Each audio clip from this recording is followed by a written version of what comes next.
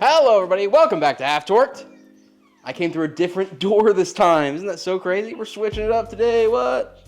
Today in the shop, we have the Supra. Everything is open. Don't ask me why. Just kidding, I'm gonna tell you right now. Because we are installing the A90 Shop Custom steering wheel. You're probably saying, Jeremy, you already have an aftermarket steering wheel. Why do you want to replace it? Because this one's not cool. It has the red stripe. It has leather, which I just think is not, I don't know, we have better materials than that now. I have leather in mine. Yeah, I know you. I like the leather in mine. Yeah. Okay, boomer. It's also on the new one coming. So we have suede, we have purple stitching, we have the RPM lights, and here's a screen. I'm pumped for this. We're gonna try and do a pretty in-depth install. I don't think that there's any YouTube video out right now about the A90 Shop specifically. So we got a little bit of wiring to mess with, and we're gonna figure it out kind of along the way. This will be my first time ever installing a steering wheel. It doesn't seem super difficult, but there are a couple things you gotta look out for. So without further ado, let's get into it. All you're gonna need for this install is a T20, 10mm. We chose a deep socket, 16mm, some extensions, a 1/4 inch ratchet, 3/8 inch ratchet, various flatheads, and some trim pry tools. Super simple, in theory. Supra simple. Super simple, some would say. Ha ha ha. All right, so the first thing you gotta do is just unhook your battery. For me, this is a little bit tougher because I do have an air setup and my mat is very, very heavy. But you just need a 10mm. And you just gotta disconnect the negative. When you disconnect your negative, I recommend putting a towel under it so then you don't have to worry about it scraping or touching. And reconnecting halfway through the install and then your airbag just exploding. That's not something we want to happen. Oh, I should have moved my seat back, dude. Remember that once your battery's disconnected, nothing will work. So do what you need to do before. Like moving your seat back. Is there one on the other side? Uh-huh. So there's no holes on the steering wheel where they should be. Yeah, they're like fully enclosed, the leather. So we have to stab through it. So there should be one hole on each side of the steering column. You can stick a very small flathead in there. And your goal is to decompress 2 springs to release the airbag. I don't know what that means. Maybe it's already decompressed. Yeah, look at that. Yeah, so that's definitely open and out. But as soon as I get leeway on this side, it shuts the other side.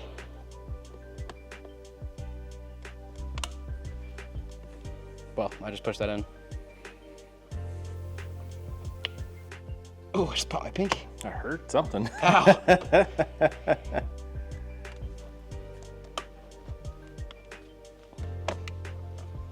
Oh, I got 2. I just need the 3rd one, which is the same spring. Bollocks. This is stupid. He did it in like 30 seconds. We are recording. It's only been 2 minutes since we started doing this. I wasn't in there trying. Did you record me trying? A little bit, yeah. Okay, so I was in there for like 2 seconds because I dropped my keys.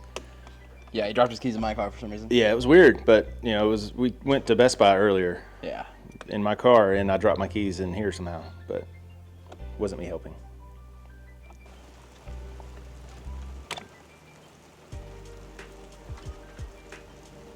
I got this off See that?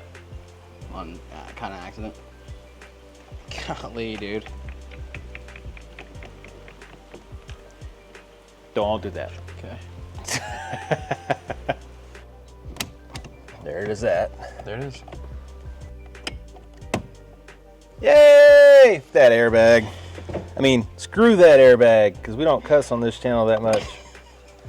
So, should be really easy. You just need to apply some pressure on this spring and on this spring, and it'll release some clips and you're good. Should only take you, what, 40 seconds or so? Yeah, generally. That's about how long it took us, right? Yeah, absolutely. It's not 3 days later. No, we definitely didn't just wear the same clothes and come back. We would never. So this is where you need, wow. So this is where you need to push, right? And that will release this guy. And then on this side, which is your passenger side, you're gonna push right there, and it's gonna release these 2. This side was a lot harder than this side, but easily doable. So yeah. 16 millimeter. Maybe an impact. No way, you don't need an impact. This is your 16 millimeter bolt. You'll have to hold the steering wheel as you pull it. This might be really tight. Yeah.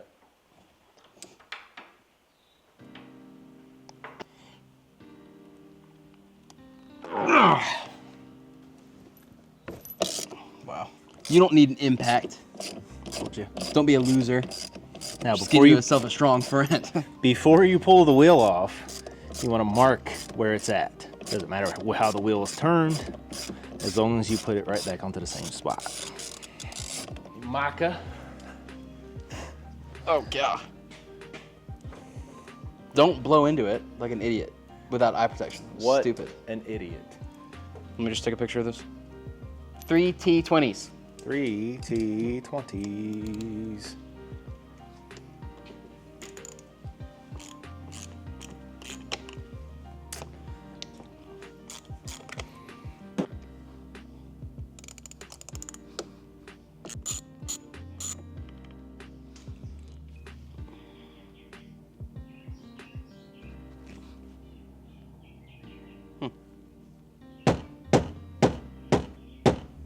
To the rescue.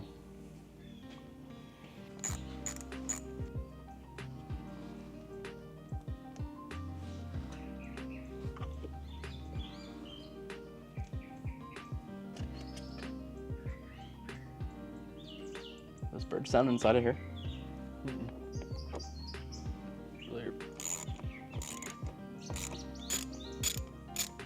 Are we filming? Mm. So I said a lot of stuff that was very important and would have saved lives. Said so many funny jokes, and It was- we weren't filming.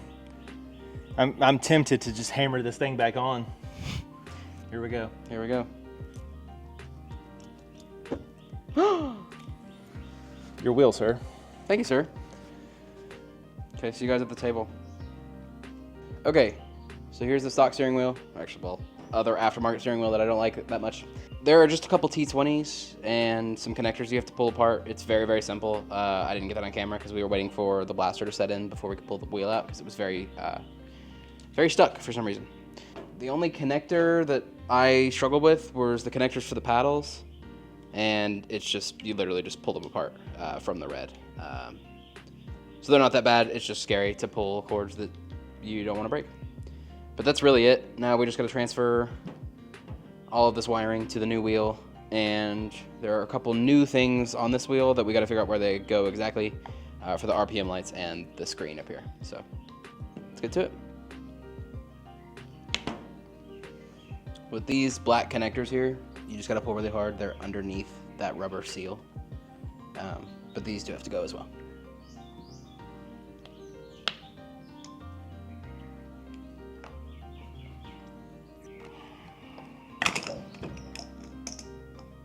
Where was it grounded? Right here. Okay. Maybe That's it was weird. Oh, it needs to go under there then, I would think. Oh, yeah, that makes sense. No, it wouldn't go under there actually. Yeah, that doesn't make any sense. So to get power for the LEDs on top, we gotta take this red wire and connect it to this green and white wire. Some people would just use like a vampire clamp, something like that. We don't have any, so what we're just gonna do is we're gonna cut it, we're gonna kind of splice them together, and then we're gonna solder it so it's a real good connection. I don't know if we have any heat shrink here right now. So I'm gonna go through what we got and we'll see what we get. Yes, sir. It's not my car. Not mine. Oh, wait. Okay, that connection has been soldered. Just got to put electrical tape on it. Get it real nice and tight, and then putting everything else back in it, and then we're finished, pretty much. At least sounds that easy. Okay. Here's your food grade anti-seize. Oh, well, thank you, sir. You're welcome, because you forgot again. You can eat this. Show us. Okay. Don't act, do it. We want to see it on your tongue. Anti-seize is on. Thank you, Bolt Depot.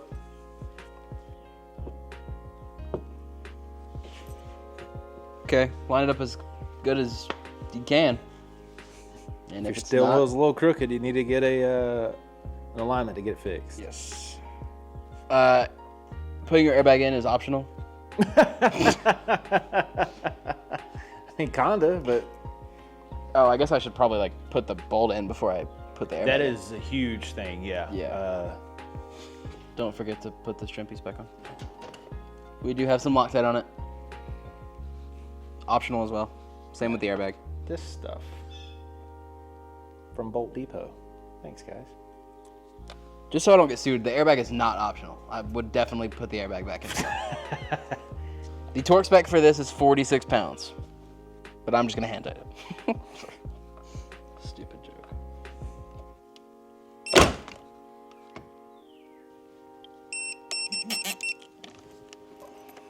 Airbag back on, not optional. Power up.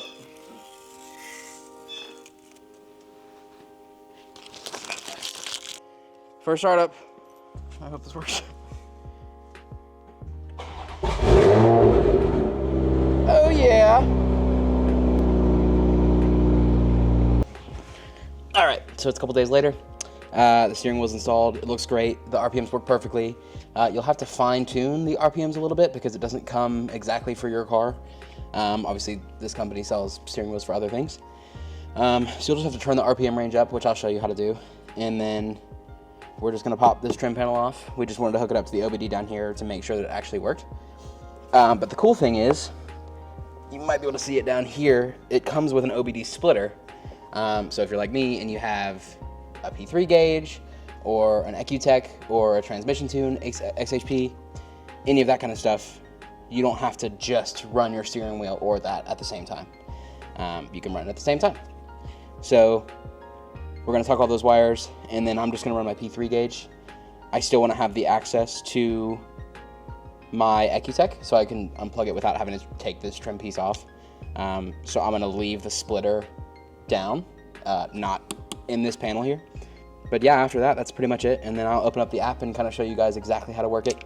I'm new to it as well, so I don't know everything about it, but I'll show you how to change the RPMs and the flashing lights and all that kind of stuff. So let's get to it.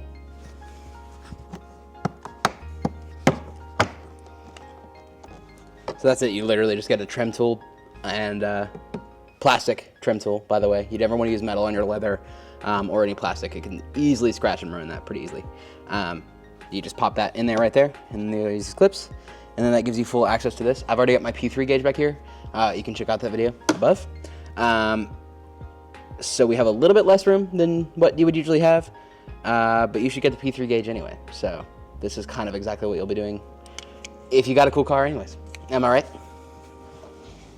So you're gonna take this, you will feel a little plastic trim piece down there that you just wanna pull down and stick that up, and then you can pull the rest through, and then you can leave these two exposed so that you still have the capability of plugging it up without having to take this piece off every time.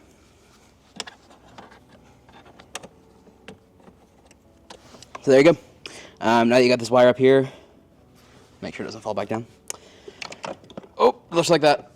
And then you're gonna wanna plug it in through this side right here. And then you can kind of decide exactly where you wanna keep this box. You wanna secure it somewhere pretty tight so that this doesn't just kind of fall loose down there. I'm most likely just gonna take some double-sided tape and stick it to this metal piece right here in the same place that I put my gauge. I will get you a little bit closer to show you exactly where I put it. You probably don't want to cover this QR code. I believe it only goes to the app, but in case I'm gonna need it again just for like connectivity, I would put it on this side. So I'm just throwing some double-sided tape on here. I recommend cleaning it before you do that. Peel off this side, and then I'm sticking it right under where my P3 gauge is, and I will show you that a little bit closer in a second. So this is it. So you can kind of see that this is like a metal piece that you can use right here. This is my P3 gauge, literally just double-sided taped on top or on bottom of that metal piece right there, and then that is my steering wheel. These cords run down here, which I'll hide this a little bit better. But literally there's just a little trim panel right here that you pull down and you stick a cord up or out. And that's literally it. It's very, very simple. Obviously I'm gonna hide this a little bit better, but as soon as you're done, you just pop that back in and everything's hidden and it looks like brand new. So It's actually a really simple install. This is kind of new to me as far as the wiring stuff goes. I usually need help with this kind of stuff. But this was actually really plausible for me, and it worked out really well, and that says something. So, cool.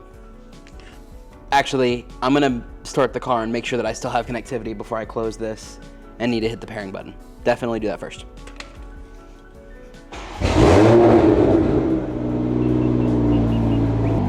So there's just a button right on the front. You just hold that button until you see that blue light flashing. This is the app pulled up right here, and then in a few seconds, this should pop up with a device found, basically. All right, so it will want to reconnect after you unplug it. So after you plug in the OBD port to see if it works and you hide it, you'll have to reconnect. So definitely leave this open before you do that. To connect it, all you do is push that little button on the front of it with the blue LED until it starts flashing like that. And then make sure that your Wi-Fi, I believe, and your Bluetooth is on, and it'll pull right up. And I got it right here. So let me get this closed up. I'll bring you in the car and kind of show you a little bit how this app works. All right, so we are in the car. The steering wheel's off. It will turn on whenever you turn on the car, but I just wanted to show you guys the startup sequence. All right, to start it up, you just have to hold both buttons at the same time.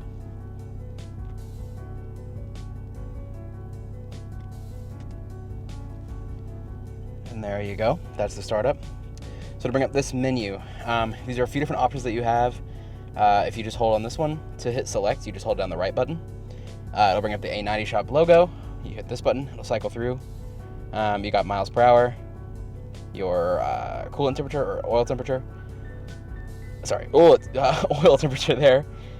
That's your power load, I believe, your percentage of load. It's got a bunch of different options. Boost, which I don't have that hooked up because I've got my P3 gauge over there. Voltage, all that kind of stuff. So it's super cool. So there's a screen there, and then if you rev it, which I won't because Matt's on the phone in there, these lights will come up, which I will show you in just a minute. So then you hold this button, bring you back out to this menu. These are your options and your settings.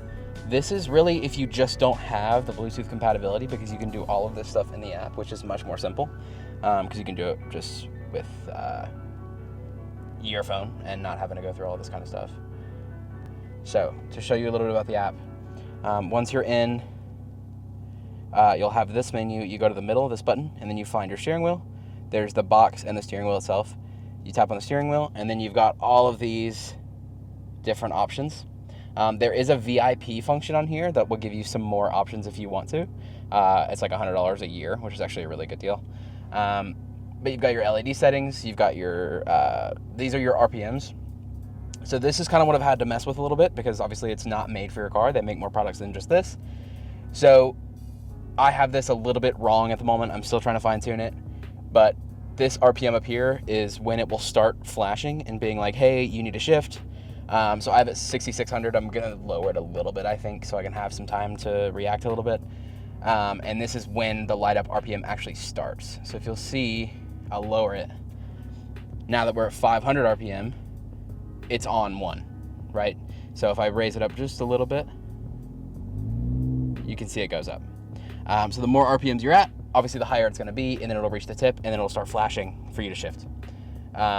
So I have it up just a little bit higher than that, just so it's barely out of my idle range. I only want to see lights whenever I'm under load a little bit, but that's all completely up to you.